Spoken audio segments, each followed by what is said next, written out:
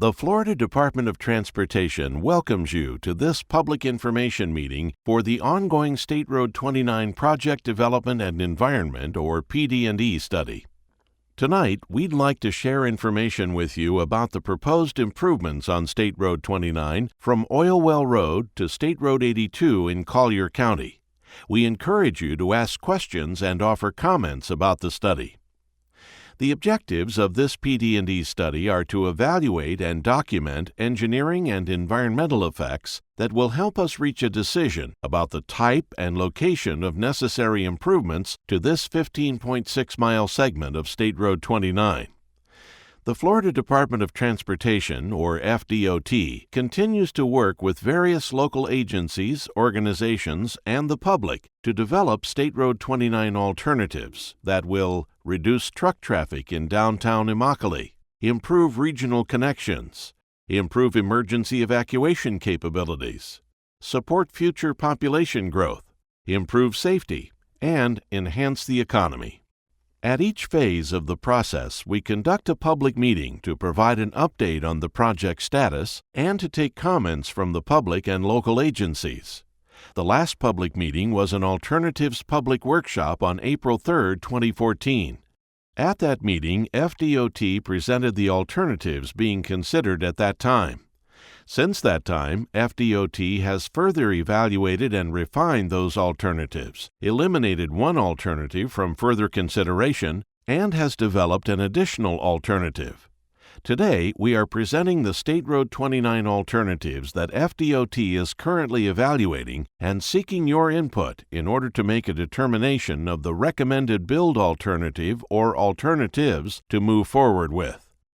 From Oil Well Road to State Road 82, State Road 29 is part of Florida's Strategic Intermodal System, or SIS, which is our state's network of high-priority transportation facilities. The State Road 29 alternatives are developed to meet the state's SIS criteria and to avoid and minimize impacts. SIS criteria require higher speeds and fewer median openings and driveway connections than other state and county roads. State Road 29 is currently a two-lane, undivided highway throughout most of the study area. Throughout this PD&E study process, FDOT has looked at many different concepts to widen the existing 2 lanes of State Road 29 to 4 lanes, as well as potential new alignments east or west of Immokalee. After environmental and engineering analyses, alternatives to the west of Immokalee were eliminated from further consideration due to major impacts, such as extensive wetland impacts. Length is much longer than other alternatives.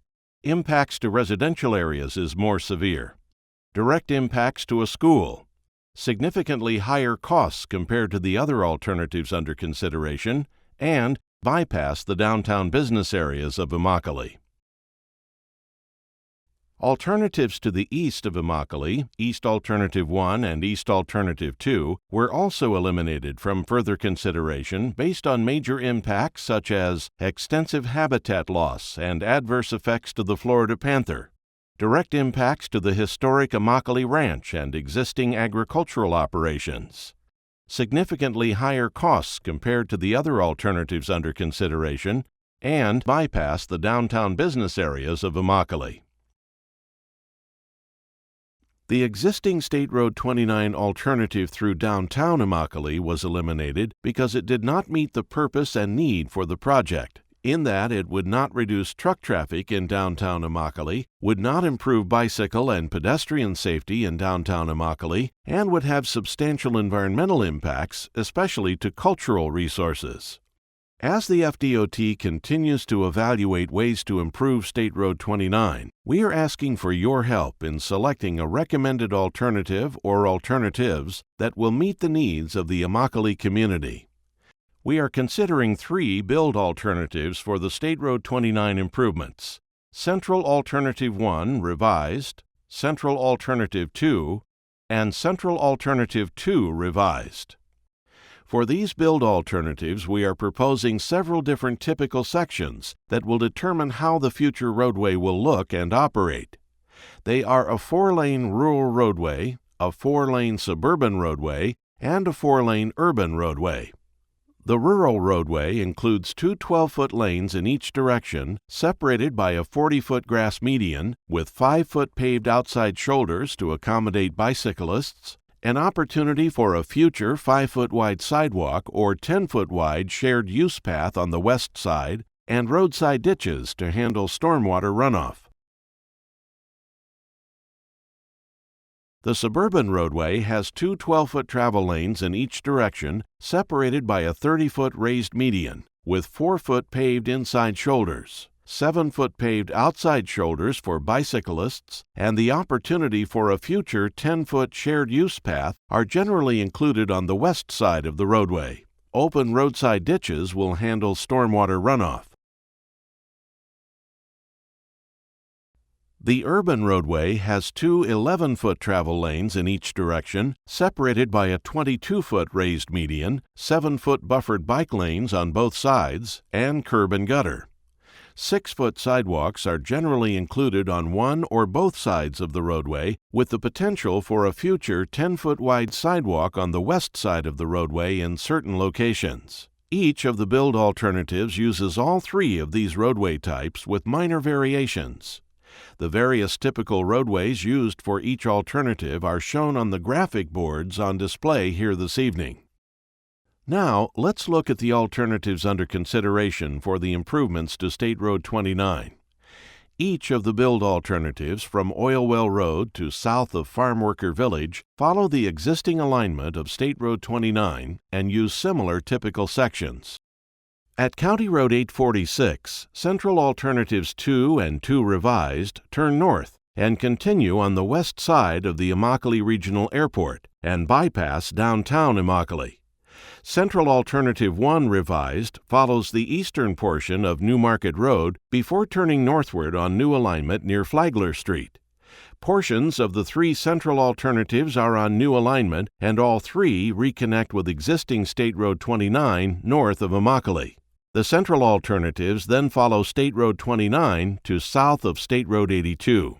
Because Central Alternatives 2 and 2 Revised have fewer median openings and driveway connections, projected traffic is anticipated to flow more freely as compared to Central Alternative 1 Revised. Each of the build alternatives will consider a modern roundabout on State Road 29 north of West Clocks Road.